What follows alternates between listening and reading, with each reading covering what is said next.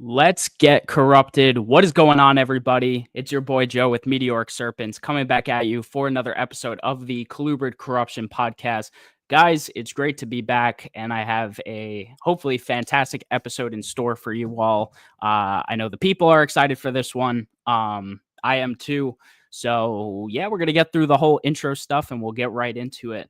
But yeah, shout out to everyone who's here. I really appreciate it. Anyone who's new, make sure you hit like on today's podcast and make sure you hit that subscribe button. That helps support me and get this out to more people. Try to push that algorithm out to more people and get them listening. And you could listen to this on all the major audio podcasting platforms like Apple and Spotify. Feel free to listen on there. Give it a 5-star review and write a little something. That'd be great. Share it out to your friends that like colubrids and all that good stuff. Share this video out. As always, I do have Meteoric Serpents t-shirts available and the new Let's Get Corrupted shirts with the Rhino Rat on it. If anyone's interested in those, all you have to do is send me a message and we can work that out. As it shows right here, all my social medias you can find in the description, and it's pretty much at Meteoric Serpents everywhere. You could find me. Pretty much on everything. Yeah, you just type in Meteoric Serpents on Google too, and all my accounts are going to pop up. So, yeah. Let's see, guys. Make sure you're supporting USARK Florida. Those are the organizations that are fighting for our rights to keep our reptiles, prevent any legislation from taking away our reptiles, and fight the good fight. Make sure for anyone who's just keeping them as pets or doing this as a business, we want to make sure we're protecting our animals and our livelihoods. So make sure you support USARK and USARK Florida. The cheapest memberships are, in fact, super cheap. So everyone should be a part of that. Yeah. And then, guys, as usual, the Colubrid Corruption Podcast is sponsored by Show Me Reptiles and the Show Me Marketplace. Show Me Reptiles is the organization that put on Colubrid Fest for us. So make sure you're supporting those who support what we do as Colubrid keepers. Check out their website, which is in the description. The Show Me Reptiles website. They do shows all over the country. So pretty much like every weekend. So go check out where they're doing a show near you. And yeah, go there either as an attendee, as a vendor, or whatever it may be. And then when you're on the Show Me website, you can check out the Show Me Marketplace, which is another way for you to buy and sell your reptiles. So check that out.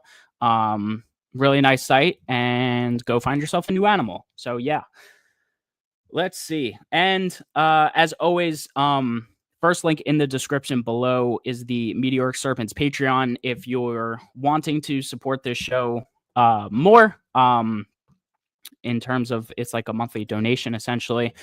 Really just you get like behind the scenes early access to content. Like I'll tell you all right now, I pre-recorded next week's episode already because I'm going to be out of town, and the Patreon members already have it. So yeah, so those are some perks you get.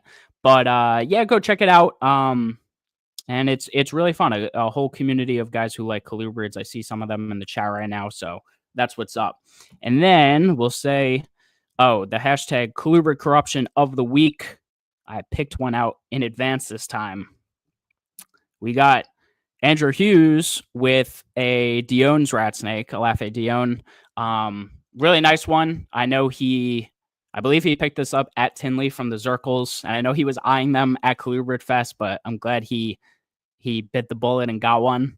Because I know he was really wanting one. So yeah, really cool animal. Looks great. Follow Andrew on Instagram, Hughes Reptile Adventure. Go check it out. And guys, if you want to be featured on Colubrid Corruption, I do this once a week. The hashtag Colubrid Corruption.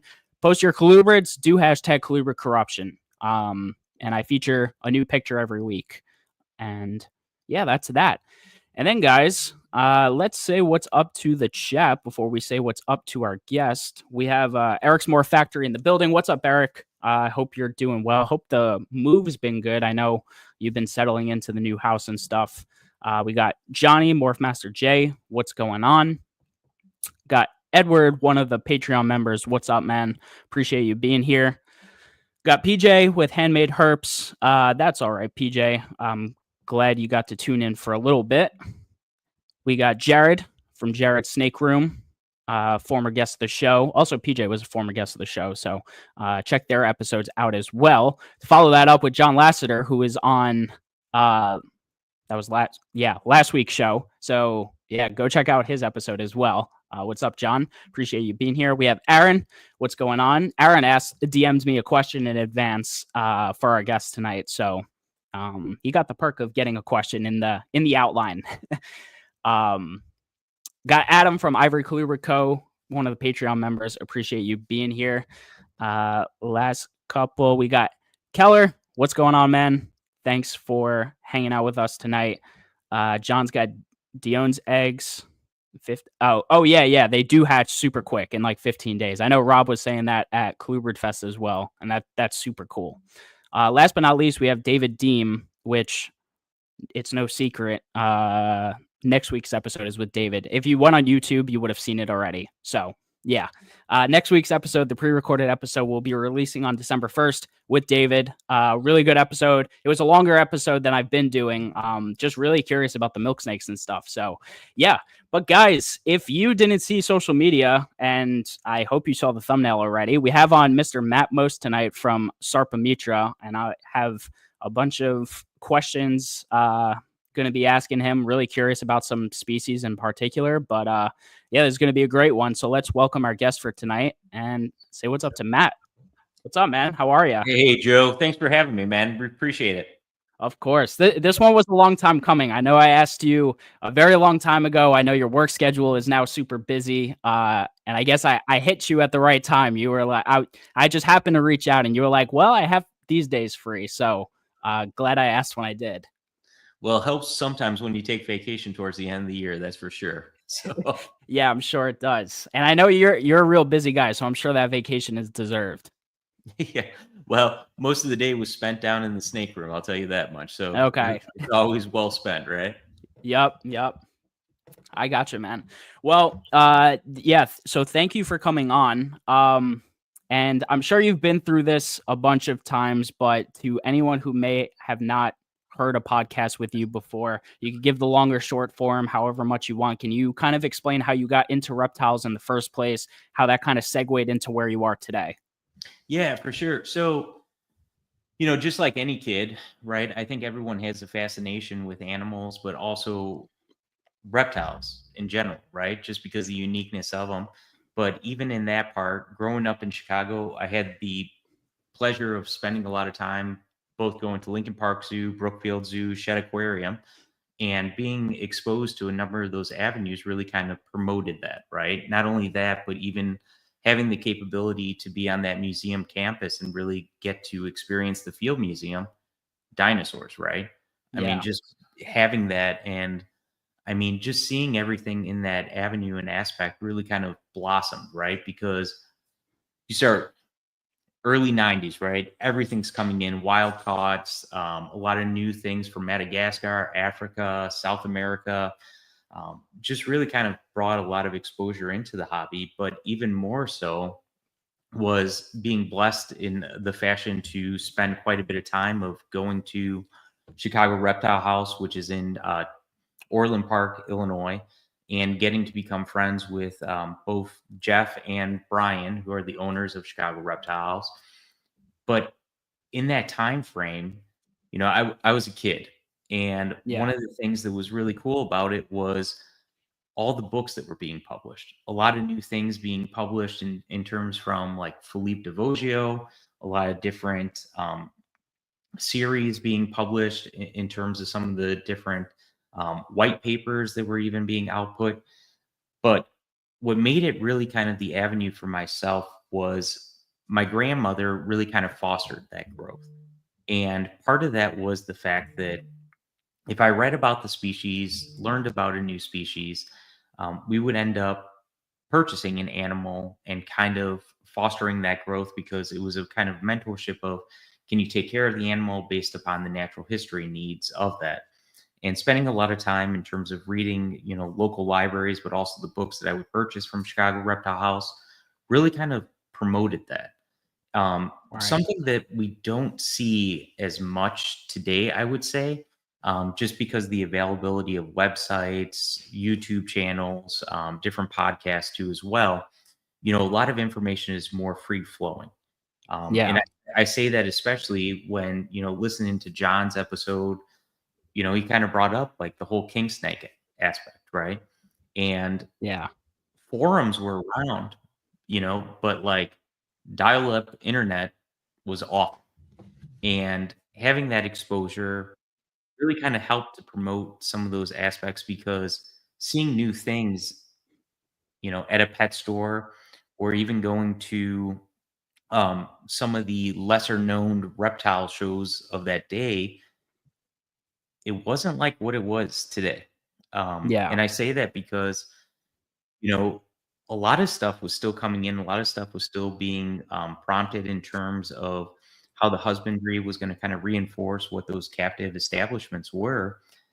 And you didn't have as much of the variety, especially from like the Asian rat snakes, some of the different European species, especially some of the different African. I mean, it was just very different. And it was a trial and error aspect, I would say. Right. I mean, even with some of the North American species, even, there's so much that we still have to learn. Yeah, definitely. Um, yeah, and even like, like you're saying with books, I feel like even books and literature is such an underrated thing in today's day and age where like I've been able to grab and I good segue into this, but like I grabbed the two Klaus books recently. Actually, in fact, one was very generously gifted to me by Zach, which I appreciate so much. And I haven't like publicly thanked him. But I got the earlier one from him and I got the the collection of papers one myself like earlier this year. So I was able to get those and I haven't like dove deep into them, but like I really, really want to read those things cover to cover and really learn that information in there. Yeah, and I think that's kind of the cool part about it, right? I mean, because it really kind of blossoms that. And, that being said, when you look at those books, it really exposes some of the different natural history from it. But not only that is just the variety. I mean, because at that point in time when those were kind of publicly put out, there was a lot more in terms of, man, just so much stuff that wasn't readily available. I Yeah. mean, one of the things that was kind of brought to my attention, and Klaus brought this to me, was one of the bad parts about publishing his first book was people used it as an ordering catalog. And it was just because, right, people didn't see those animals publicly available. And Right. as a result of it, just tried to order everything from Claus. Like, hey, I want to order 2 pairs of this, 1 pair of this. And it kind of exposed kind of the, I don't want to say negative culture of like publishing something of that nature. But, when you're the only person known for some of that stuff, sometimes being overwhelmed by some of those messages can create a little bit of a negative that out there, but not being able to achieve what everyone wants. Right. Yeah, no, I'm sure that's a good point. Um, yeah, and then so when was it that you actually started getting into the Asian rat snakes and where did the relationship because I know you were pretty close with Klaus, like where did that start and how did you get established with bringing these species I know like the Porphyracia for example, like how'd you start getting those over into the US? Yeah. So, Pro Exotics was really the first publicly available US captive born animals, right? Okay. So Robin and Shad, right? They really brought Coxeye into the United States and really kind of established both of those. And during that point in time, Klaus was coming to the US and attending Daytona in terms of publicly offering those animals, but he only offered the animals in reverse trios. So you had to purchase Gotcha. 2.1 to even, secure anything, right? Um, that being said, though, I mean, even when he was offering that, all those wild caught animals originally came from less than 10 animals. So like that Yeah. was like the basis of that bloodline and really kind of brought it in from it. And that is challenging within any species. I mean, at Colubrid Fest, I talked about you got to buy as much as you can really to establish a new species. Yep. And within some of that, I mean, there were several $1,000s just for a reverse trio at that point in time. And Yeah. with that being said, not many people had those funds to really kind of secure those animals, things like that. And you're talking early 2000s in terms of that. And that's really when like Coxeye blew off, right? I mean, in terms of like orange, black striped animal, everyone was looking for him because Oh yeah. it was just a naturally beautiful animal. Being on the cover of Reptiles magazine, all kinds of stuff. I mean, it was cool. I mean, and then you kind of saw Pro Exotics really blow up in terms of what they were offering from, Coxeye to Volante to Pulcher to the Rhino Rats. And a lot of those animals came through Kloss through Bushmaster reptiles. So Okay. Cameron at Bushmaster really kind of brought in a lot of those animals just from the importation aspect of it to really help secure that. That being said, though, those animals really, Pro Exotics was the one largest breeder of those animals and probably worldwide, to be honest, off of that fact, just because of the volume of which they were actually breeding those animals and securing them and selling them out because they were very prolific animals. Even in today's collections, and I've spoken about it, is typically you can get, 3+ clutches out of a female a year. I mean, I've had as many as 6 to 7, Yeah. varying clutch size and 3 to 7 eggs. Yeah. It's pretty crazy. Um, and now I'm curious. Well, I guess because they had them overseas, but like, how long did it take for them to kind of like figure them out right too? Because I'm sure bringing Asian species in when they were relatively unfamiliar was kind of a challenge, even just to Yeah, keep so them it's kind of comfortably. interesting. Yeah, well, Kloss really was the one that kind of played with a lot of the wild cards, right? That being said, most of the animals that would have come here domestically were captive born.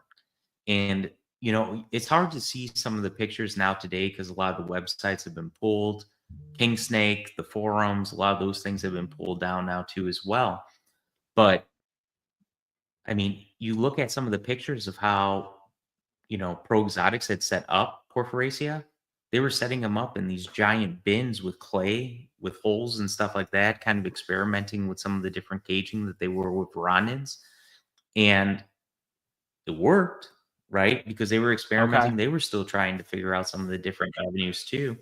Um, but I would say, in terms of some of the establishment, whenever you work with a new species, especially Asiatic species, they're going to be highly parasitized. It's one of the trickiest parts, and I think that's why domestically here, a lot of people have not had wild caught Asiatic species, is just purely from the fact that those animals have probably been at a wholesaler's location or exporter's location for many days without water. Within that Yep. process, right? They're defecating, urinating in that small enclosure and um, basically just living in filth, right? And being Yeah. exposed to all those parasites, which is just weakening their immune system. And from that process, it creates a point whereby that animal is weakened and has difficulties more so moving on and forward, leading to a decreased lifespan. Gotcha. Yeah. No, that makes a lot of sense. But yeah, so that I mean that's a pretty good transition. So I do want to talk about your work with Porphyracia over the years because obviously you've been rather successful with all four subspecies, which I don't think a lot of people have been in general. I'm just curious to hear about maybe some of the idiosyncrasies and differences you've picked up between each of the subspecies over the years. And just talk about them in general because I know that's probably one of the most, you know, one of your most known things that like you've worked with. Yeah, for sure. So Porphyracia can be difficult if they're not set up properly. I think that's one of the reasons why we don't see people have immense success in terms of captive breeding of the animals, because and Rob Stone has been very vocal about this too as well. Is if they're not in the right environment, they're not going to be producing exponentially. But with that being said, cockeye you can keep year round, 75 degrees, no cooling. I mean, they're ferocious feeders, Yeah. but they do require that humidity aspect, right?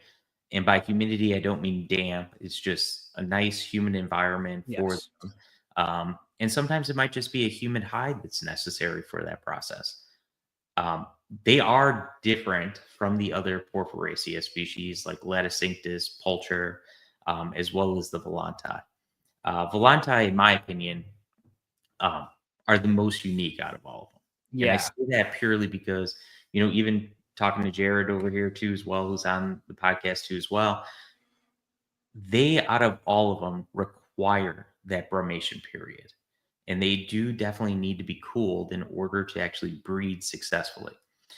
The others, the Laticinctus, the Pulcher, you could honestly keep them year round without any sort of brumation period. And if you wanted to, you could food cycle them. But I think one of the things in terms of those other three subspecies outside of Volantai is they have been captively reproduced enough times whereby they're not as vulnerable to or suspect to some of the different environmental cues. Gotcha. Okay. Yeah. And I've always found that interesting about the Volantai, especially when I bought the pair I bought at Daytona from Mhm. Billy from you.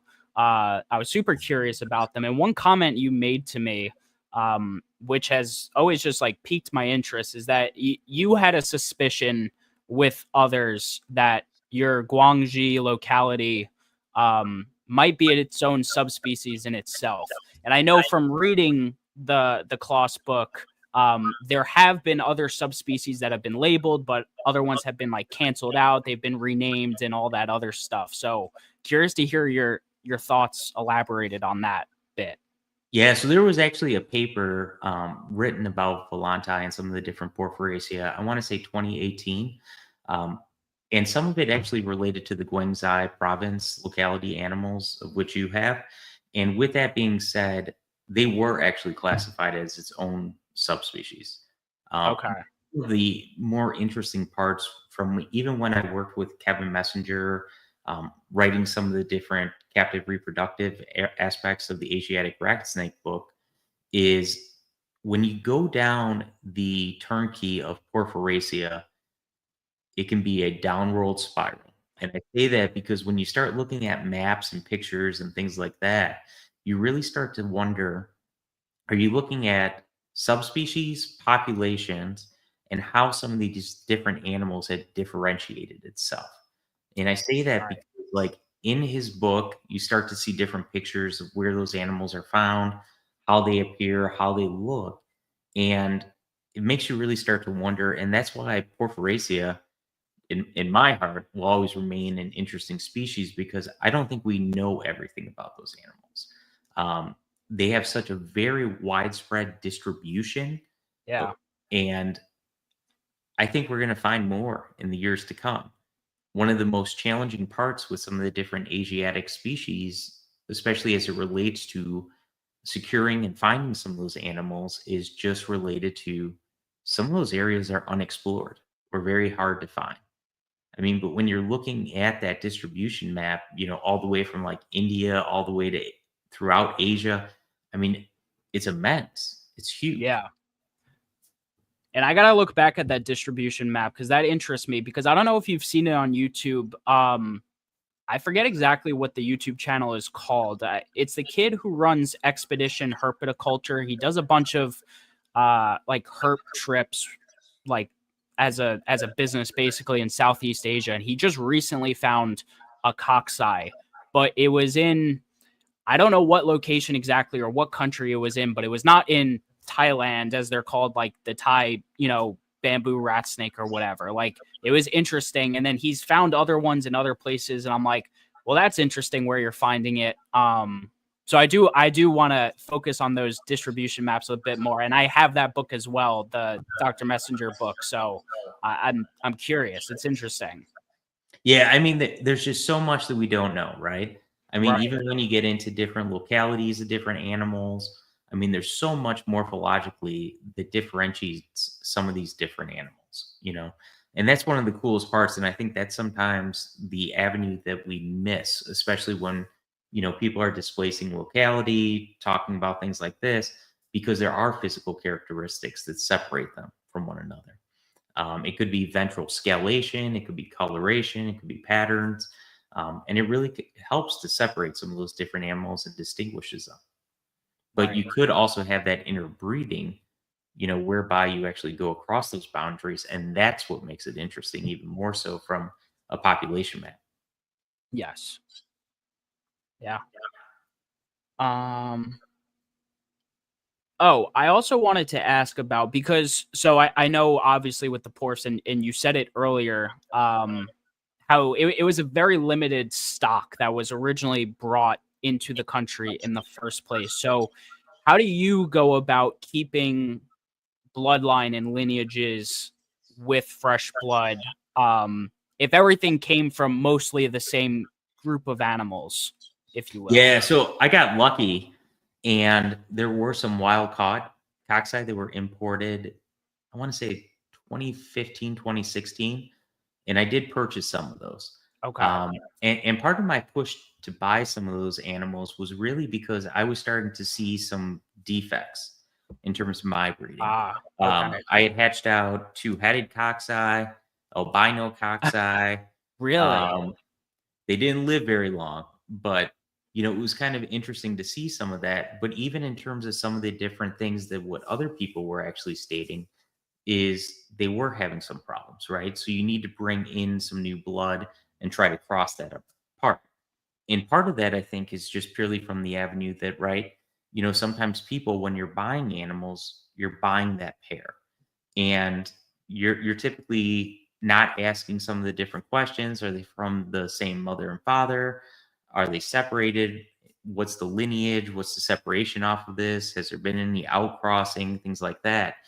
And while sometimes it's not going to affect immediately, it could long term wise, Yeah, right? down the line. Yeah, especially when you're thinking about it, right? You're thinking early 2000s, and now you're 2024, and you've been breeding the same animals, and those same animals came from 10 animals, right?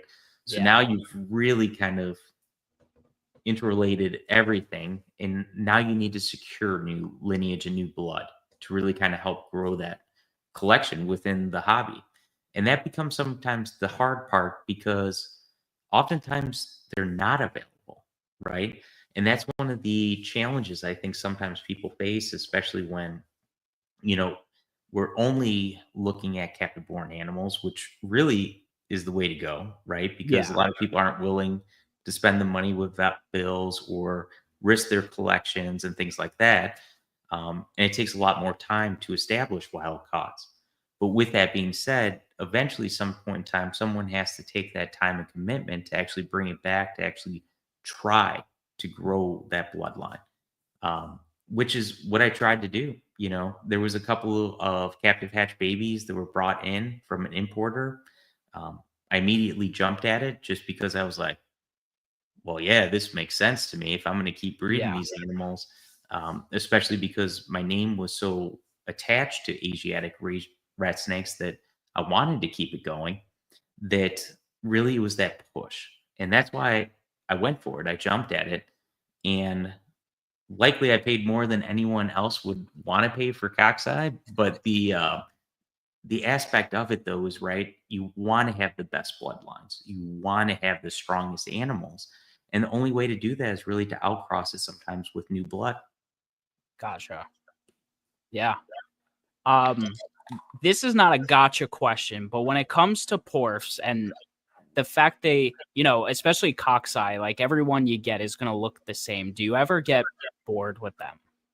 Or do you You know, love hatching Coxeye? Like just because it's cockeye? Yeah, so cockeye for me, I'll always keep them. And the reason why is purely because of the fact that they were really kind of that initial species that took me off into the hobby. Um, it really kind of promoted and grew my name within Asiatic rat snakes, but it also allowed that kind of jumping ship off to that into other different species. Right. That being said, I think one of the challenges that I see within the hobby, especially moving forward, is a lot of people have been crossing the porfs. And I think some of the images, when you go on social media and you really start to look at Porphyracia, Leticinctus, Volante, Pulcher, there are telling signs that those animals have been crossed with other subspecies. For instance, like cockeye themselves, sometimes they will have a neck band, Yeah. but that band disappears over time. But when those bands actually go across the dorsal stripes, it's typically been crossed with something else. Um, you know, I was lucky. I had someone in Germany that was a friend. He actually sent me some animals. I never bred them, but I found them very interesting because of the fact that they were Coxeye, Pulcher, Volante, and Leticinctus, all four of the Really? subspecies crossed into one. And it took that individual, you know, a lot of time to actually establish that and really kind of work for that and really kind of take that time and consideration in it. And I thought it was awesome, man. I mean, because a lot of people don't take that time to trial that, right? And that individual Right. was actually just kind of curious of like how do these animals differ? How do they look? And some of those pictures are on my Instagram and Facebook page. But I think one of the coolest parts when you look at it, though, is there's so many telling signs on the head shape, the pattern, and it really shows you how those animals kind of distinguish because when those all four got interplayed into one another, the heads just became so much smaller. And it Interesting. really kind of makes you start to wonder like the patterns, the size of the animals, all that stuff. Gotcha. That's super interesting. I've never seen that picture, or maybe I have and I didn't realize, but uh, that that's cool or interesting at the very least. Well, and there's nothing wrong with stuff like that, right?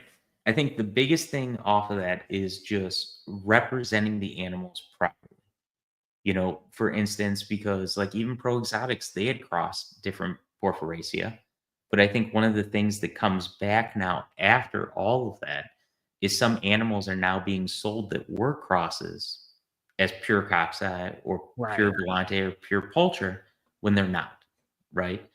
And I think that's one of the things and the hardest points in the hobby is when you do something like that, especially if you can't find new blood or wild caught animals, we're actually reducing that, right? And making it more challenging to preserve that species too in the future. It's kind of a double edged sword. Yeah, definitely. Um, and I know I listened to that episode you did on it was what Snakes and Stogies like months ago. Yeah. I took a lot of what you said on that episode to heart about like really preserving species, and I know your talk at Colubrid Fest had quite a bit to do with that, and you gave me a little pep talk at Colubrid Fest as well, like even just with the Texas rats. So yeah, I totally agree, and I think that's super important for the hobby and for people who really care about these colubrids. Yeah. Well, and that's the thing, right? Is you have to have that respect for them, right? And, that's where sometimes the locality stuff makes it more interesting, Yeah, especially like the Mountain Kings, all that stuff. I mean, because it is very cool to think about how some of that plays in. There's obviously a story that goes behind it, but there is so much differential off of that. And I thought that was one of the more interesting parts whenever I would actually try to source out different wild caught specimens. Typically, I was lucky enough to have done so much business with some of the different importers and exporters that they did know some of that information, um, got it. which was very helpful. But off of that is, you kind of wonder, and you have to take kind of hard of, how much are you going to believe, right? And with some of that, depending on who it was, I mean, sometimes you wouldn't have that full story, but sometimes you were lucky enough where sometimes you got pictures of the animals actually being field collected and stuff like that, where Oh you wow. did a little bit more like digger deeping and you found out more about that stuff. Yeah. So that segues me perfectly into, we're gonna skip over one of the species I had on the list for you, but that segues over to the mandarin rat snakes, which Okay. your collection of mandarins is very, very cool, very interesting. And there's a lot of lineage, locality, and like history seemingly behind it. Along with the genetics and polygenetics, even within that. You're the only person I really see, besides maybe Clint, that puts any sort of locality information on their mandarin rat snake. So I'm assuming what you were just kind of referencing is how you got some of that information on these animals. If you want to talk about that and just talk about your mandarin collection in general, because besides porfs, I would say mandarins are probably the species you post the most. Oh, well, mandarins have long been either a heartache or a species of interest, if you will. And I say Okay. that just purely because of the fact that, when working with mandarins, a lot of the initial ones, the wild caughts, they perished quickly.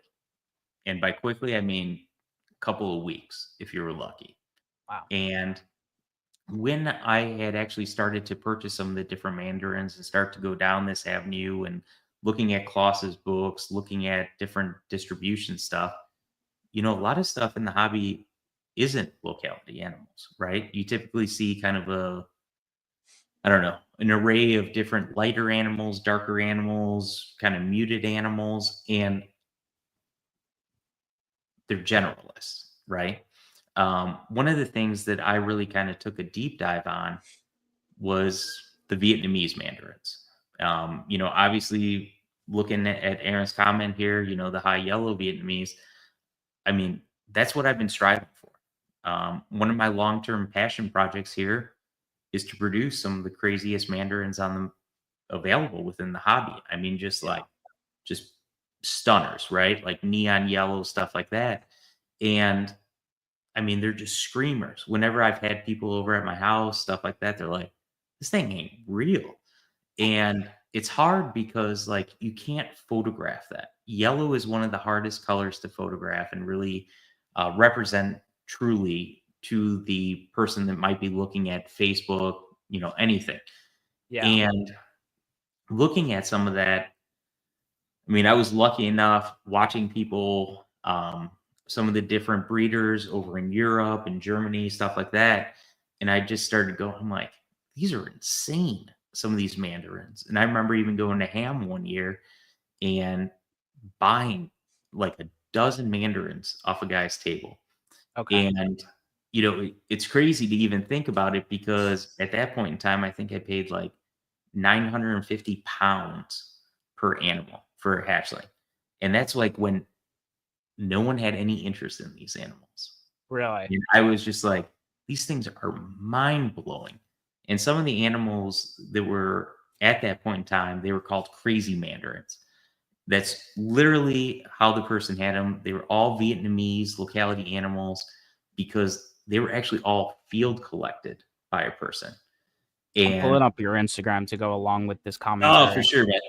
Um, Cujo, man, he's a good one. Yeah. Um, Cujo too. yeah, Can't forget him. but that being said, I mean, like a lot of these animals, Stefan Moller, for instance, he doesn't breed anymore, but he was in Germany, and he's one of the people that actually founded the Axanthic Mandarin line, and that was actually Okay. from wild caught Hong Valley Sapa mandarins that were normal, and they produced a litter of all Axanthics. Wow. And with all these different animals, these different mandarins and stuff, I just started just like looking at just variations and just started pairing things, and just kept kind of going with it. Now, the thing that like you're seeing here, right, in terms of these two animals you pulled up, There's nothing on the market like that. Yeah. Oh, And I know. yeah, and to be frank, this takes a lot of time and effort to really kind of produce something like this, especially because you got to watch how those animals mature. And not only are you looking for the yellows, the red, but like that vibrant black Yes. was always something that I was really after with these animals. And, working with them further and further, one of the things that really pushed me with these is some of these Vietnamese mandarins are huge. I mean, Right. there's videos and stuff like that, not on my Instagram page, but early on from my Facebook page, where I actually had an 8-foot long male mandarin actually like chase me around the room for a small rat. And it's just wild though, because there's nothing like that, right? Because most of the Yeah. mandarins that we see in the hobby, 2.5, 3 foot long, but seeing something that large, that vibrant coloration, all of it. I mean, that's what really kills it. Yeah, and Um, it's so interesting how variable they are, especially across their range. Because I know I've clicked between your Morph Market ads before, and reading your little blurb about that locality, and you have the ones that get what, like 3 foot long, and then you have the ones that you say get like 6 plus, if not more. yeah, That's just crazy. yeah, and one of the things, like, if you're looking at this animal in particular right here, one of my goals was actually to clean up the sides. So if you're looking at that animal as you go from the front to the back, one of my things was to see how can I make that a cleaner animal, right? Got So it. just kind of selectively breeding those animals, crossing them, really to pull that out. Even more so was trying to even get more vibrant exanthic mandarins. So mixing in some of the high yellow into the exanthics to even get a whiter, cleaner contrast animal to really pull it all together. And that's still a long-term goal, but it's got to be fun. That's really just the Yeah, man. thing. And then, No, like I you're was gonna talking about say, different localities and stuff like that. I mean, the image you're hovering over right now, that's a northern yeah, Sichuan locality animal. I mean, and so those are a little bit different in terms of their distribution because they do have that redder background, right? yep. And these animals originated from wild caught animals that were brought in from Cameron at Bushmaster and just kept selectively breeding them and just trying to pull them together. And, with that being said, sometimes you're only able to buy like one pair from Cameron. So, Right. I mean, your mortality rate is through the roof and you're just trying to secure whatever you can. Yeah. And man, I have a hard time picking like which type are my favorites because they're all so interesting. I mean, like I love your Axanthics. I love the high reds. The high yellows are so cool too. It's hard to pick favorites. Yeah, I mean, that's one of the things, right? And one of my pushes kind of moving forward is really just to focus on Vietnamese locality Okay. animals. And and part of that is just purely because you don't see them. Not only do you not see them here domestically, but you don't see them in Europe either. This past year, I actually exported most of the animals that I produced this year overseas, which is kind of interesting, Gotcha. right? Because like you would think, one way or the other, but I mean, like that's a killer exanthic animal. And Yeah. that was kind of something that I've been playing with of like, how could I get a higher red exanthic animal and really kind of pull it through, and really kind of create that vibrant pattern, pull out that more black coloration with it. And I think when I've been pairing some of this stuff, I'm actually coming across other things that are popping out in terms of genetics that I wouldn't have had I not been pulling with some of these different selective breedings and pairings. Right. Yeah. Now I am interested because it seems that these guys, especially like with the Axanthic stuff, it obviously takes a bit of time for that color to develop because I know they hatch pretty normal looking and then basically grow into the Axanthic. How do you go about picking holdbacks when you're kind of waiting for a bit of an OCC? Yeah, so in terms of some of my holdbacks, I kind of hold backs or hold back animals based upon the parents themselves. So what were like the mom and dad? What did they look like? What am I seeing in the clutch itself? And one of the things I've actually done over the last few years is actually hold back almost everything. Um, Gotcha. Okay. yeah, I this I was year, just about to ask that. Yeah. yeah.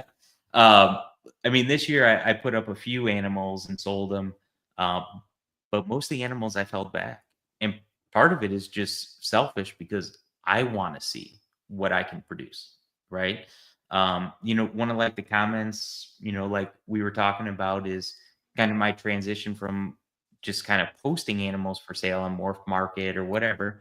Right. Is I want to spend more time enjoying the hobby for me. And one of the things that really kind of pushes it right there is like some of the holdbacks animals, because I get hit up all the time. Like, what do you have for sale? And it's like nothing, right? And it's kind of selfish, right? Because like what you don't see posted, what like things happen. But within some of the different communities and conversations that I've had with other people, there's so many people doing such cool stuff right now in the hobby. Yes. And it doesn't always need to be about monetary gain. And I think that's one of the hardest parts. And partly for me, I want to enjoy it, right? And I want to come back to that point of that passion of like, why did I do this in the first place? Right? Because, and part of it is really, I want to create the coolest stuff, right? I Yeah. mean, like, I want to create mind blowing mandarins out there, right? And I want to just spend time, hold back animals, and not have to worry about people asking, what do you have for sale? And that is part of my push, and why I'm actually moving towards that is because I think there's so much more that I could do with some of these different species if I wasn't thinking about posting animals for sale, right? Or looking at Right. that of an avenue is like, where could I actually take it? Because I'm thinking spending more time raising the animals, spending time with them, finding that real passion of actually selectively breeding it. I'm thinking I'm going to have more fun with it. Yeah.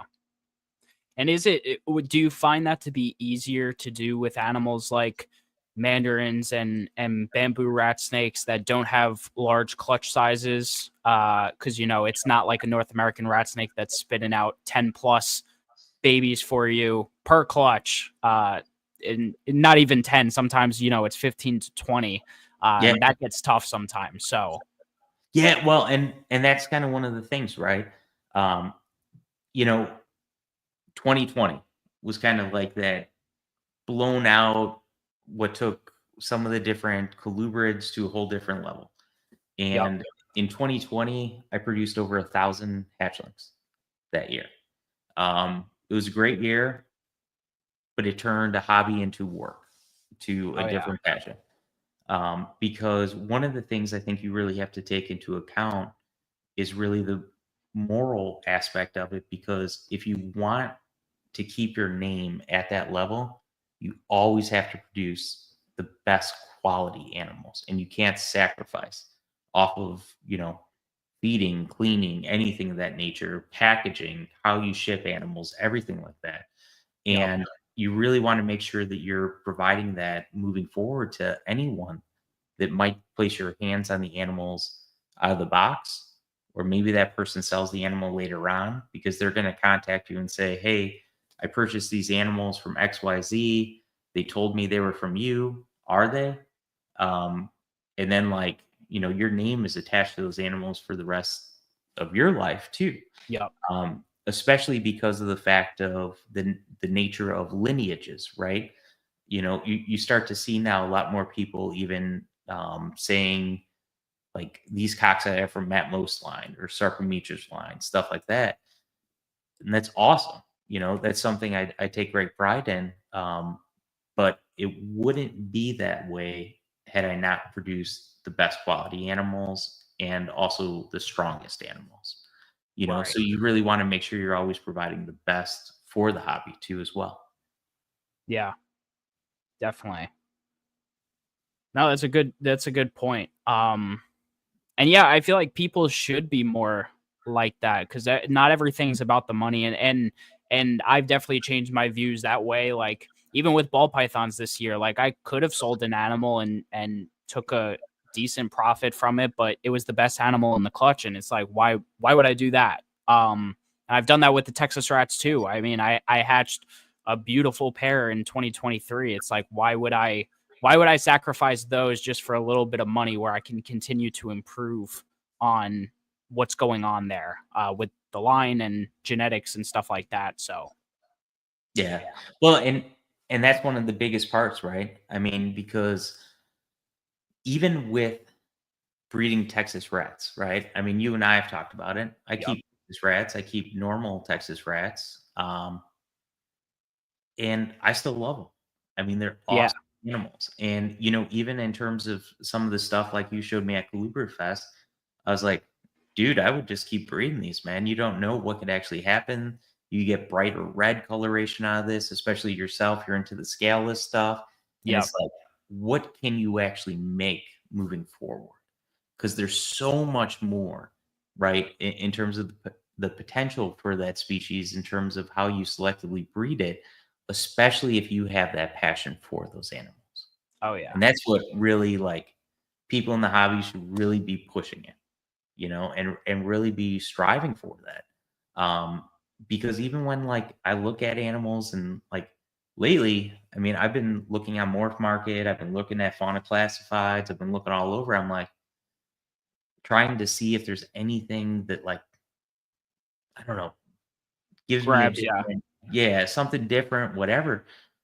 And the hardest part, and I think this goes even to a number of people even watching this show right now, is sometimes you get to a point where you're like, dude, I got the coolest stuff in the hobby right here at my own house.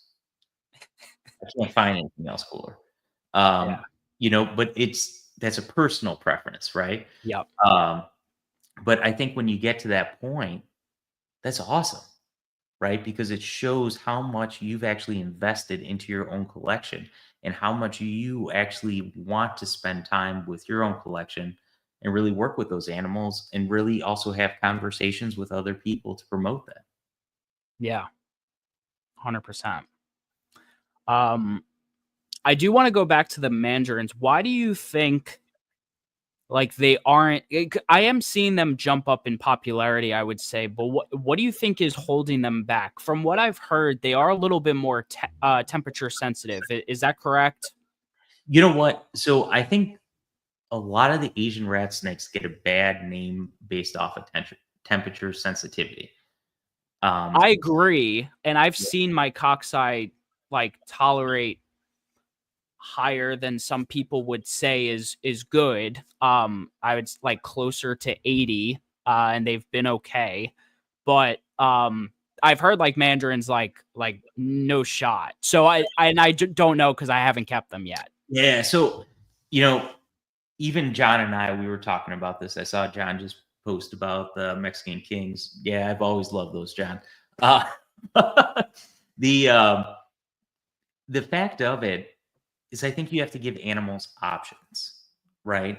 Even when we talked about the red and black striped snakes from Africa and stuff at Colubrid Fest, is the problem is people don't give animals options, and when you're keeping a static temperature with some of the animals and they can't escape it, that's when you have problems. Um, Right. and I really say that just because of the fact that, you know, like anyone, right? Everyone's going to make a mistake at some point in time, right? And I've made a mistake over the years where sometimes you have the wrong probe on the wrong rack set to the wrong temperature, right? Yeah. But because of the size of the tub or enclosure or whatever, I'm like, man, that's a hot tub. And didn't lose any animals, but the animals were all at the front. And I was like, something is wrong here. And just kind of seeing what was going on, you kind of switch that up or make those changes. I think one of the problems that really kind of comes into that is airflow, the temperature, um, humidity, everything, like all of that. And I think that's one of the biggest problems is we keep those static temperatures and don't allow that movement. But I would say, to be open with the mandarins, I would say anything over 80 long term definitely is Okay. harmful to those animals. Um, you know, I've kept mandarins as low as 60. I've kept them at room temperature in the 70s. But what I think though is when you keep them very hot, that's when they're going to experience issues, right? Um, so I do think they are a temperature sensitive animal, but what usually happens with that temperature is if you are exposing them to those higher temperatures, you're going to see a decline in feeding response, right? You're going to see that the animal is spending more time near their water bowl or towards the front of the enclosure, depending on where their heat source is. All right. And they're just going to be stressed and they're going to be very timid. They might be more nippy just because of the fact that they are stressed out. Yeah. No, I gotcha.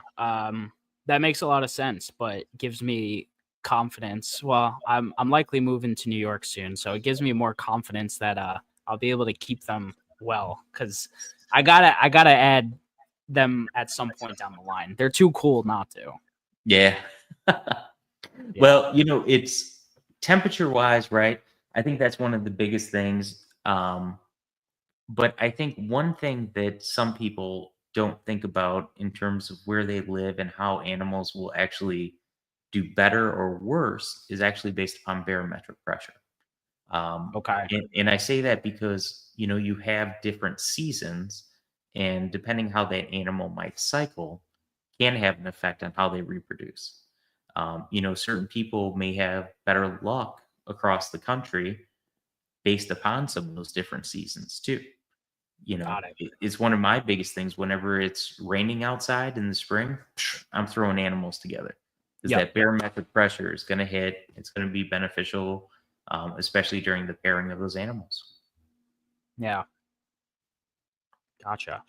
Um, I did have a question from the audience. If Aaron, you're still here, or you're gonna watch later, but Aaron wanted to know a little bit, just general information about brumation and incubation of Vietnamese mandarins. Yeah, for If you sure. could kind of run through that a little bit. Yeah, so in terms of brumation of Vietnamese animals, right now, typically I look at weather cycle. Weather's been very different now based upon some of the different changes we've seen with climate change. But typically I'll stop feeding animals and start to food cycle early October. All right, just trying to clear out that animal. Yep. Um, Early November is typically when I'm going to start dropping temperatures. And I don't know what other people do, but I'm a big fan of light cycling too as Yep. well. So I actually do light cycle my rooms because I do think that that has a large influence with animals too as well. Especially when you start making shorter daylight cycles with those animals, dropping that temperature down lower, they're going to feel it, especially if you're food cycling.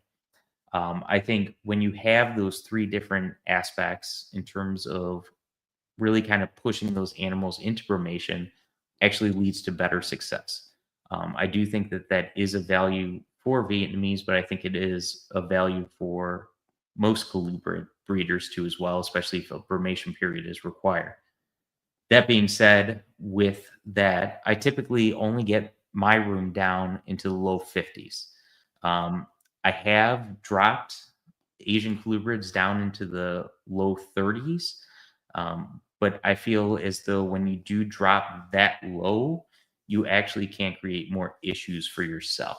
Um, Okay. so I don't recommend it. I think, low 50s, even low 60s, you're fine as long as you're doing the food cycling, light cycling, all that stuff. And typically, I'll leave those Vietnamese animals down for about 3 months. So typically, November, December, January, February, I'll start bringing them up. Really just kind of depends on what the weather's like, too, as well. And I say that purely because if it's still very static cold outside, I'll keep them down lower as long as their body weight still looks very well. Just purely because if I'm bringing them up, sometimes they might not eat or respond to that. That being said, after that, I typically do not pair Vietnamese mandarins right after brumation. Um, I typically let those animals until about May, June timeframe, and then I Okay. pair them. Vietnamese mandarins, from my experience, breed later in the year, which is why typically you don't have those clutches hatching until August, September, depending on how their season actually goes. Got it. Based upon that, within the cycling, pairing, things like that, I have found Vietnamese mandarins to be much more aggressive breeders, where the males will actually bite the necks of the females and actually go into some territorial combat, especially if you accidentally put two males together. Um, but the nature in terms of incubation after that is typically, I cook eggs or put eggs in a thermo or incubator at around 75 degrees. And I put my stuff on perlite or vermiculite, and typically just clump in terms of moistness of the actual material, and typically about 60 to 70 days. Got it. All right. Cool, Yeah, man. but looking at Aaron and John's conversations, I mean, that's one of the truths, right? But I think not only is it just coldness, I think you do want to make sure you're doing the light cycles, food cycles, everything like that too, as well. Yeah, and I've talked about it on here, and I know Aaron's listened to me talk about it. Because I'm in Florida too, and I haven't had a way. And granted, I'm talking about Texas rats that I know aren't they don't require as much as some other species for brumation, if you will. Some people get away with not brumating them, but I got away the last 2 years with essentially putting them in my upstairs closet, like in my bedroom, because that's like the coolest I could get them. I don't have like a fridge I could put them into. Um, no food, no light. So they're getting that darkness, they're getting that fast. And I know it's not as cold as it should be, but I think the other two factors are putting enough effort into stimulate brumation, you know? Yeah, for sure. Yeah. Hopefully, down the line I'll be able to get a better system for that. But yeah, I definitely need to get something. I know that, guys. But in time when I move out. Um and then yeah, so another species I wanted to talk about, which I don't know how much you've talked about publicly, but Mollendorfi, because that's a species that really interests me. Not a lot of people work with them. And they're just super cool. And I don't know if they're underrated or there's just not a lot in the hobby. So I just want to talk about those guys because they're big beasts and they're really cool looking. Yeah, I'm actually going to post some pictures of hatchlings later on this week that hatched out today. Nice. Um, but Mollendorfi, I don't know what and why we don't see those animals more frequently. I think part of it has been just in terms of availability, right? Because not many people are captively reproducing them. Um, and off of that, Stan Grumbeck, for instance, Bart Bruno, the Zirkles, I know those people all have those animals and have reproduced them. But I think one of the biggest things that comes as a struggle with it is, what does everyone do? They buy one pair and expect that pair to go to maturity. And eventually throughout that time, right, something's going to happen, especially it could even be as simple as just a simple mistake within how you've actually kept the animals, right? Anything can happen. But I think that's one of the things that we've seen in the hobby is and has led to less of those animals becoming available. They're not hard to keep. They're actually very easy. The challenge I think with them comes to the fact that historically a lot of people had trouble incubating their eggs, and their eggs are extremely hard. So even like when you look at some of the pictures that people have posted over the years, they like crack straight out the side of the egg. Okay. And it's almost like those bipoles themselves weaken as that egg is coming through. But that being said, you're going to see those lateral poles and how that animal actually comes out. But I think it really is one of the facts that, not many people purchase or procure more than a pair. And the aspect of that though is like what is the ratios of males, what are the ratios of females, things like that. And I think sometimes that becomes the struggle. Even there, like those are the aberrant Mollendorffi and stuff Yeah. like that. you know a lot of those were produced by only one person here in the United States, and that person was then selling them wholesale to Cameron at Bushmaster, who would later resell them. Okay. But like that one was a wild caught animal that I ended up Oh buying yeah. and raising up. But there's a lot of stuff that I think comes about that, or maybe people don't have success with rearing the hatchlings, and it might be due to improper incubation, right? Like Aaron was just asking about cycling the animals themselves, and you Right. know, all that stuff contributes and plays a role, especially with those animals. But they're not hard to keep.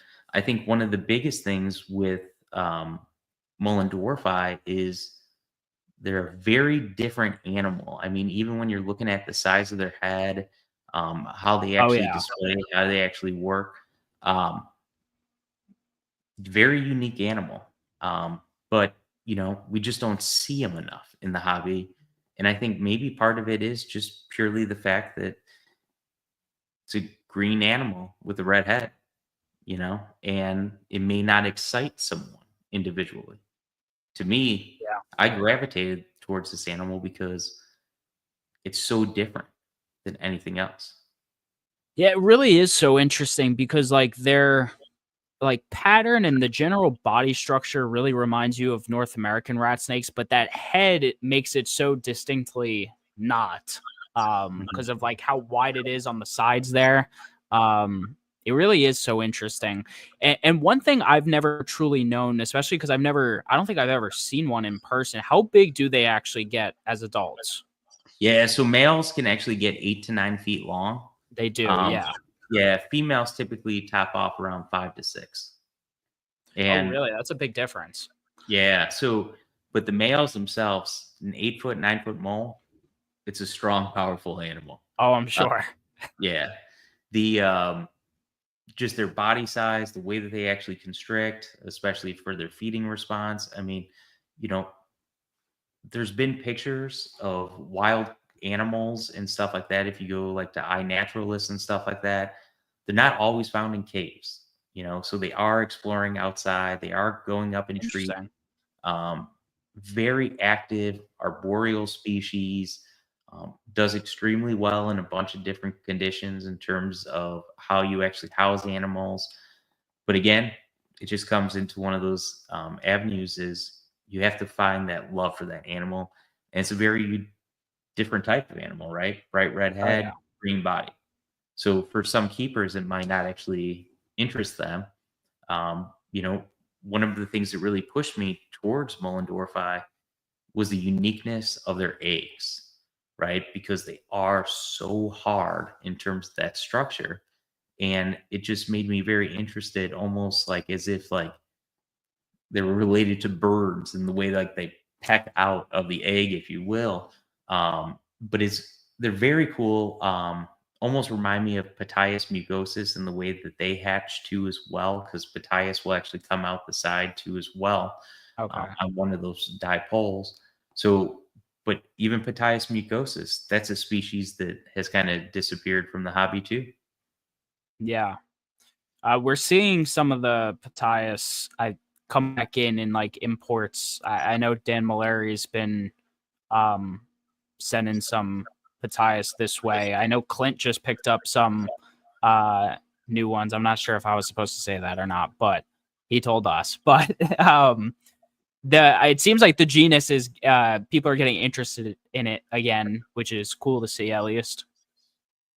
Yeah, they were fun animals. I mean, I bred Petius mucosis multiple times.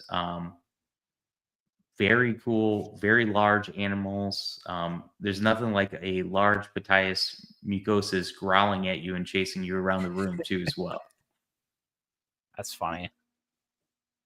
And then what is general husbandry on the Mollendorf like? Is it kind of your standard Asian rat snake?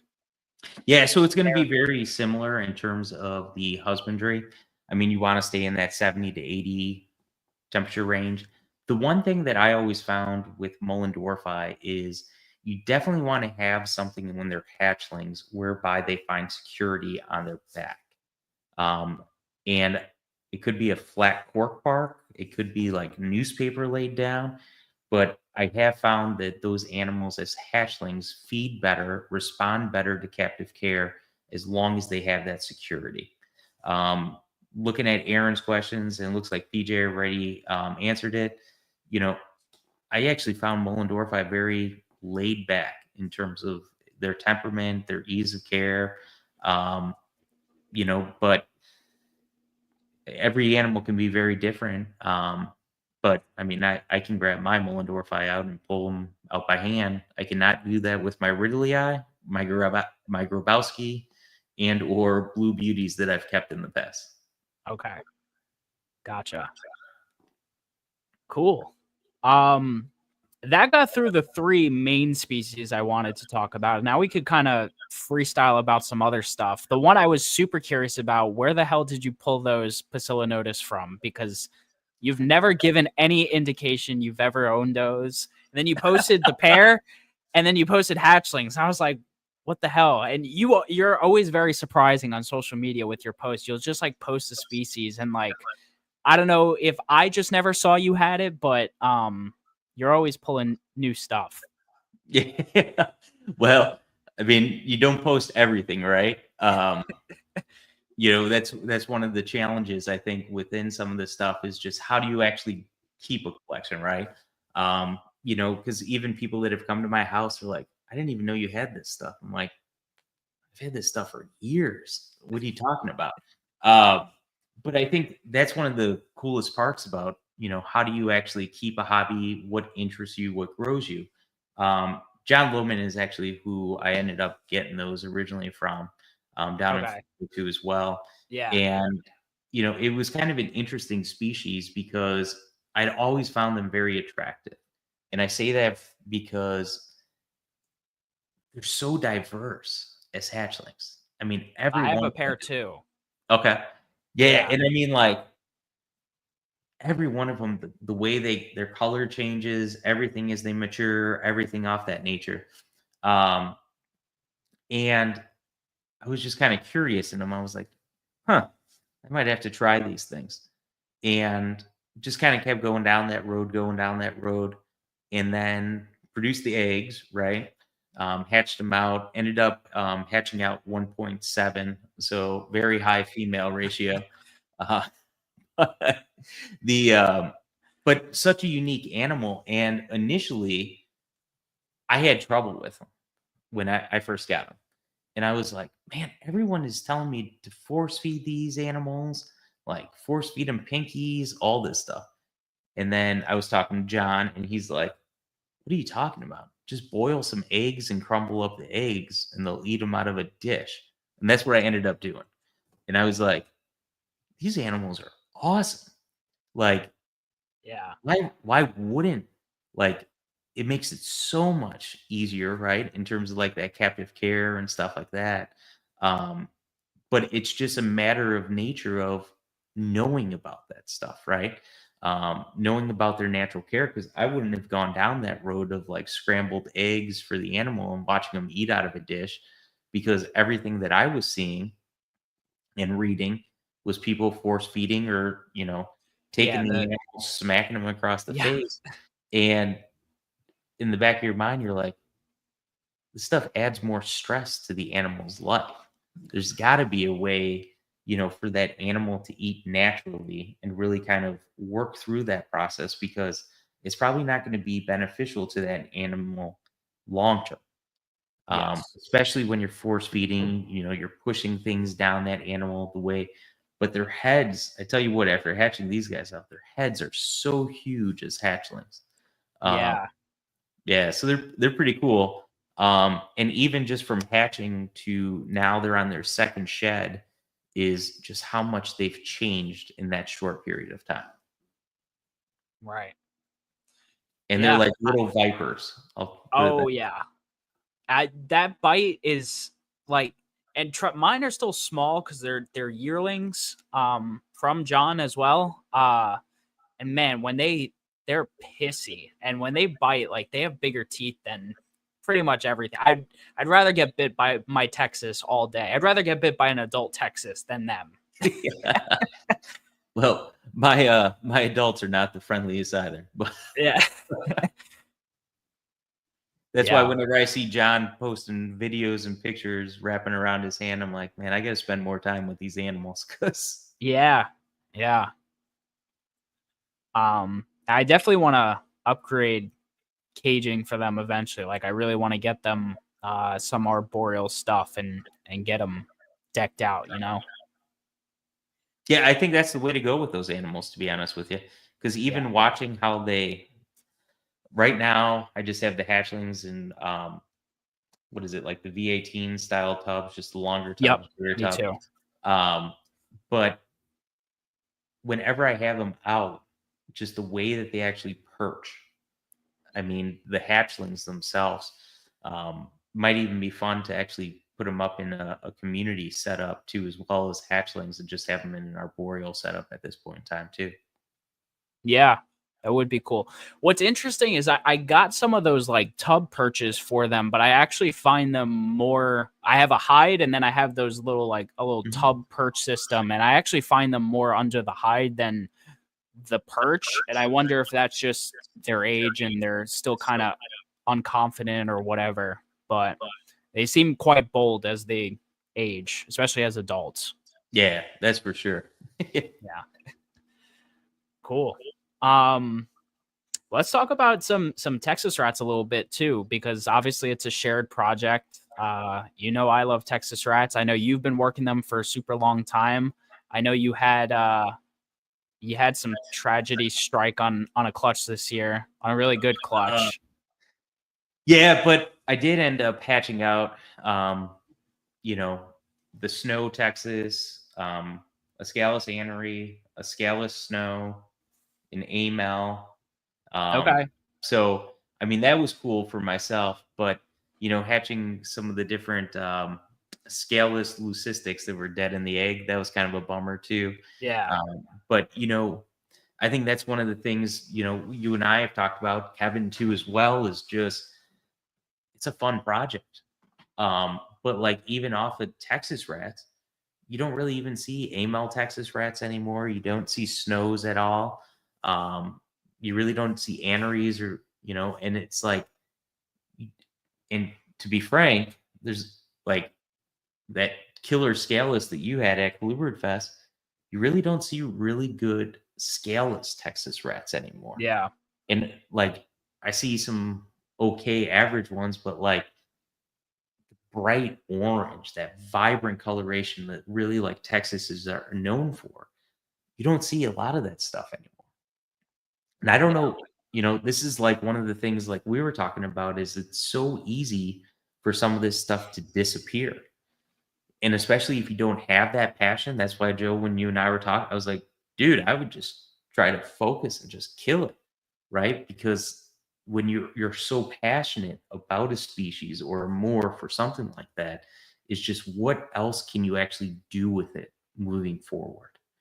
And I think that's one of the things sometimes, we as a community need to talk about and really kind of coach and provide that mentorship for too, as well, is because there is so much everyone can contribute to. And so much that individuals can really kind of just push it, right? Because there is a lot that everyone has in their collections. And if you really were to just keep focusing on selectively breeding it and pushing it to that next level, be some cool stuff out there. Yeah. No, it's super true, man. And after we had that talk, I was like, you're right. I have to, if it's not even for me, it's for the sake of the hobby and having Texas rats around still, because like besides, and there's some other people out there that I think just don't put their names out there as much, but like me, you, and Kevin are some of the most vocal people about it, perhaps. Me the most, because I talk about them once a week on here. But no, it's true, and you really don't find a lot of high quality ones. And it's unfortunate that other people, I know some people are totally against scaleless, and I try educating people as best as I can that, like, hey, like, they're good. They have belly scales, all that. It's not like the scaleless ball pythons and whatever, but I like them. I try to show people that they're cool too. I think I've done a decent job at that. I've sold, I've talked about it. I sold a couple first time pets before that were Texas rats, and that's a full circle moment for me because that was my first pet. So Yeah, and I mean that's the thing, right? Because they're not nasty animals like what people think. I mean, they no, really are a very large, pronounced animal, and really has a lot of potential. I think in the hobby too, as well. They don't musk like everyone thinks. I mean, they've just kind of got a bad name for themselves, almost like what we were talking about with mandarins, right? It's just that acceptance and getting them from the most proper person in the hobby can really lead to one's success. yeah, and I'm not saying they'll be as genetically diverse as like the black rats per se in terms of actual morphs, but the amount of polygenetics we have to work with, just with the colors that are contained in some of these animals, it literally feels endless. Because some of these animals and the colors I've seen on them, you would never think, oh, that's a Texas rat snake, Yeah, just by well, and looking at the color. that's the thing, man. You know, I think there's so much diversity within Texas rats themselves that really you can find some beautiful normal Texas rats. Some very high orange, high gold, yellow animals.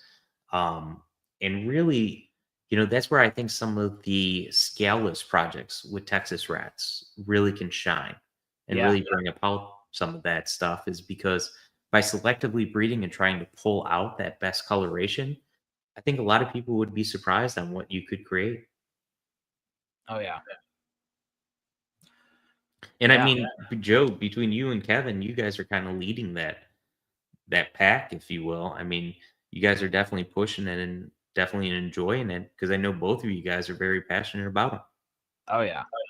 We're trying our best. We talk about them a good at least once a week. Me and Kevin are texting something back and forth to each other.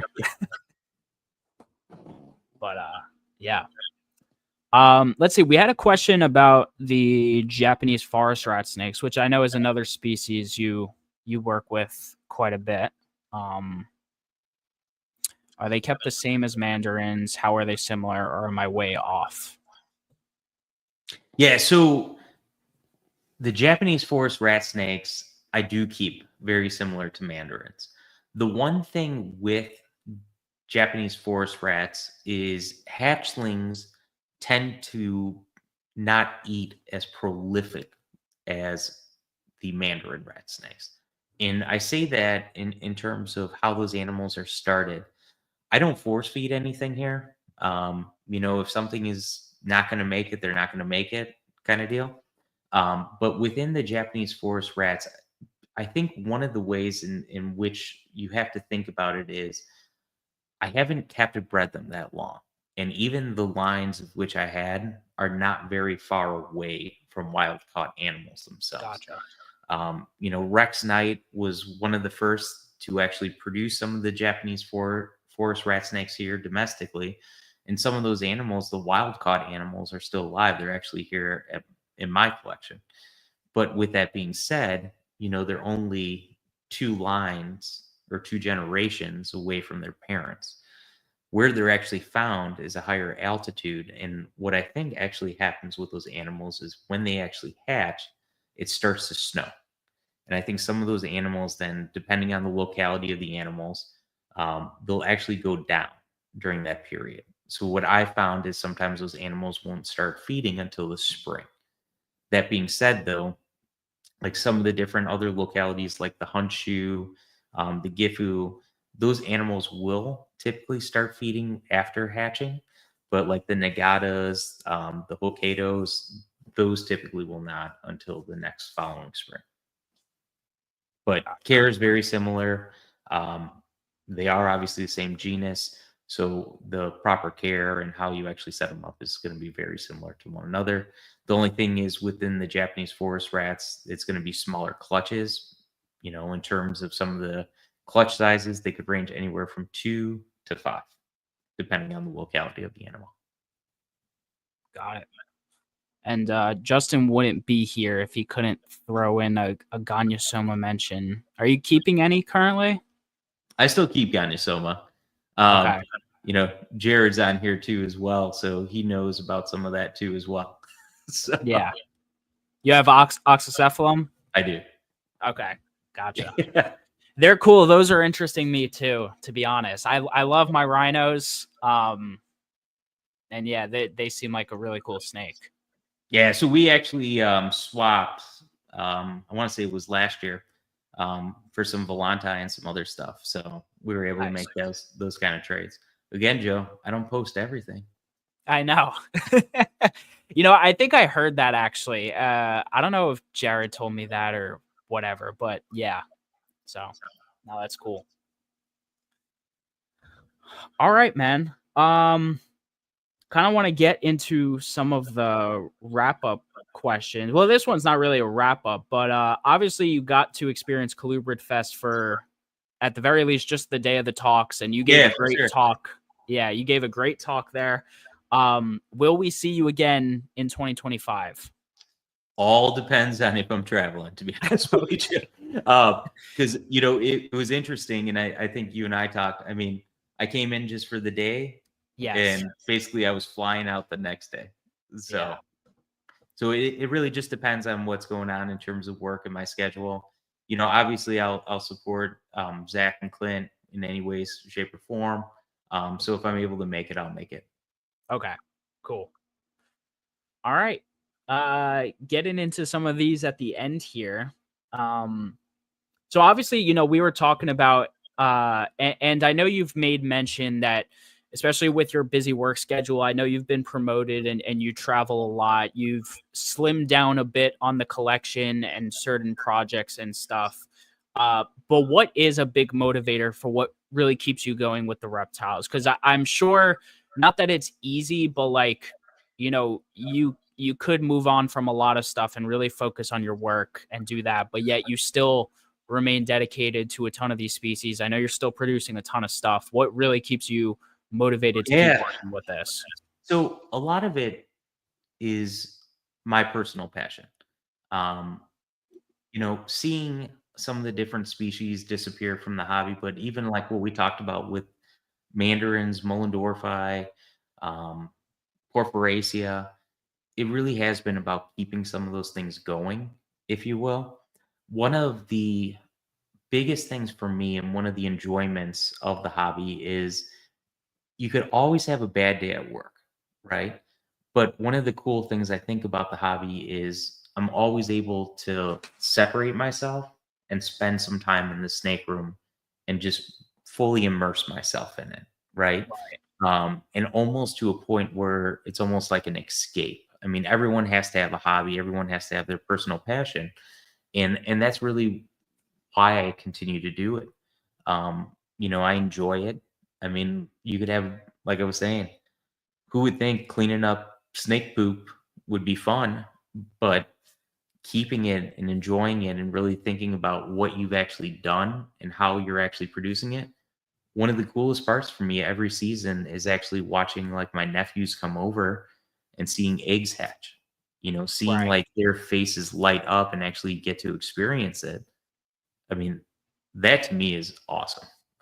It's awesome to me that I'm able to share my hobby and what I've actually done, here at my own house. And it really pushes me to want to see them also take more responsibility in that and what they might be able to achieve long term with it too as well. Because while they're young, I mean, they're only 5 and 7, but they keep crested geckos. They've got white tree frogs, and they enjoy it. So that's kind of the fun part of it.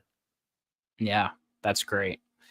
Now, with what you said in your most recent post, you mentioned Monday is your last shipping day, and you're basically kind of stepping away from selling to the general public. Does that Yeah. mean no one is really going to be able to get their hands on Sarpamitra animals again, or what exactly does that So mean? yeah, so a lot of the stuff as I move into this and kind of work towards it, I'm probably going to stop posting animals on Morph Okay. Market, Fauna Classifieds, things like that, just because of the amount of time and commitment that it does take, right?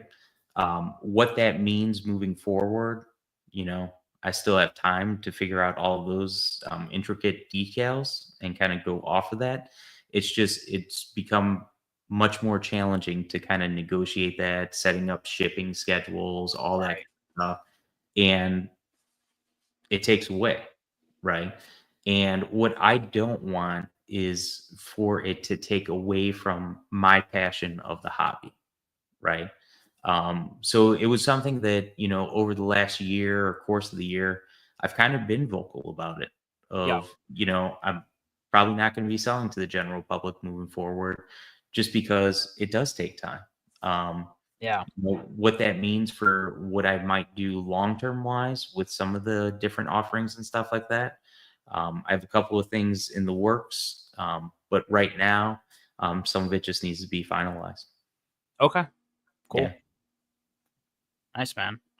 Um, and then so I mean that kind of segues into like my next question, but like the next 3 to 5 years of Sarpamitra, what does that look like on your plate in terms of species you're working with?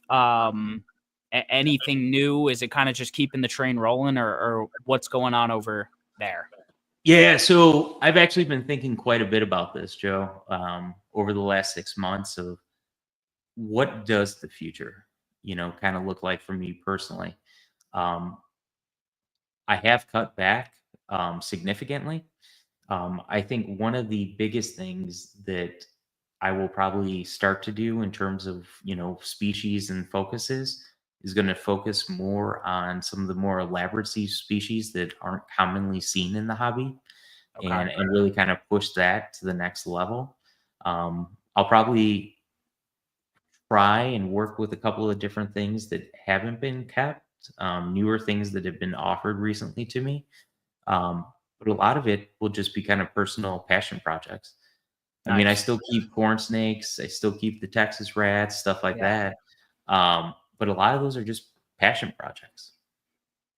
Nice. Yeah, I mean that's what it's all about when it comes down to it, right? It's our passion. So got to keep what we like. Yeah, 100%.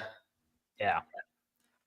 All right. And then kind of like my last question, and I'm going to make it general about Asian rat snakes. Oh yeah, Kevin mentioned you got lots of tricolor hogs.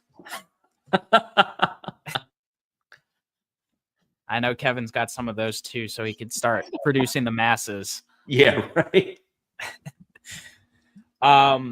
So obviously Asian rat snakes, but what for someone if they were looking to get into rat snakes for the first time, whether they're a brand new keeper or they keep like, something like pythons and they're looking to jump into Asian rat snakes in general, what's your elevator pitch? Why should someone get into the species that you keep? Yeah, so I think one of the biggest things with Asiatic rat snakes is, if I was someone looking at it, is the amount of care and ease of care. And I say that because you're not worried about heat. Okay. So you're not having to worry about any sort of temperature probes, temperature monitoring, any of that. Literally, you can keep the animals at room temperature. But one of the biggest pushes, I think, with the Asian rat snakes is their natural beauty. I mean, Yeah. like a bright orange, black animal, it's not a morph. It's just the natural coloration of that animal.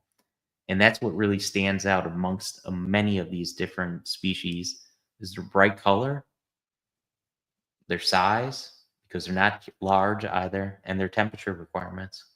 Yeah. Yeah. I think it's great. And I think they're underrated and people, for like pet people and not like just the reptile enthusiasts, like even for pet people, like it would make some of these species would make great first pets. sometimes temperament is a little iffy, but Yeah. Well, any animal can bite, right? that's true. It's just a matter of the approach. And I think that's Yeah. sometimes one of the things that, comes about because, I mean, even yourself with the cockeye, I mean, I can free handle my cockeye too as well.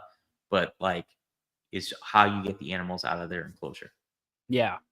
Yeah. Definitely, man. Well, I appreciate your time here tonight, Matt. I just got to give you your props because I've always said it a billion times, but seeing when I don't know what year it was when I found your Facebook page back in, I don't know, I was probably like 16, 17 years old. It gave me a lot of inspiration for a lot of what's in this room today in terms of species. So I've always looked up to you highly. And really respect what you've done over the years. And I know I've only seen it from the last like 7 or 8 or so, but yeah, so what you've done has meant a lot to me. So I really appreciate you coming on tonight and talking with me and answering some questions. And this was fun for sure. Right on, Joe. Thanks for having me. Yeah, absolutely. It was a great hour and 35 minutes or so. What do you have to say to everyone who's watching and listening or will listen later? Just keep on driving your passion and your joy of the hobby, man. I think that's one of the biggest parts that everyone needs to reflect upon and just keep what you enjoy the most. Obviously, I really respect everyone for what everyone's watched. Obviously, the likes and the shares off the pages, and any questions, never hesitate to reach out. Yeah, and for anyone listening, I have the link to Matt's Instagram in the description, so go check him out at Sarpamitra USA on Instagram, and go find him there. But yeah, Matt, thank you so much again. I'm gonna run the outro quick. If you want to hang out for a couple minutes, we'll talk right after. All right, sounds good, Joe. All right, thanks, man. Guys, what another great episode of the Colubrid Corruption podcast. I hope you all really enjoyed tonight's episode and enjoyed the expertise that Matt brings on some of these species. Some of this stuff we haven't really talked about in depth before with a lot of people. So it was really great to hear about some of these things.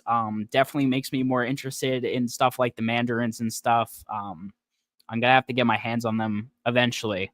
But yeah, guys, as usual, thank you so much for tuning in. Make sure you hit like and subscribe on the video. Definitely share this out to your friends. Leave a comment if you're listening to this later. Make sure you check out the Meteoric Serpents Patreon, first link in the description. And listen to us on Apple, Spotify, all the major audio platforms. But yeah, guys, as usual, this was the Colubrid Corruption podcast. This was episode number 46 with Matt Most. Hope you all have a great night, and I'll see you. Well, I won't see you next week. You're going to listen to the pre-recording. I'll see you in 2 weeks, but peace.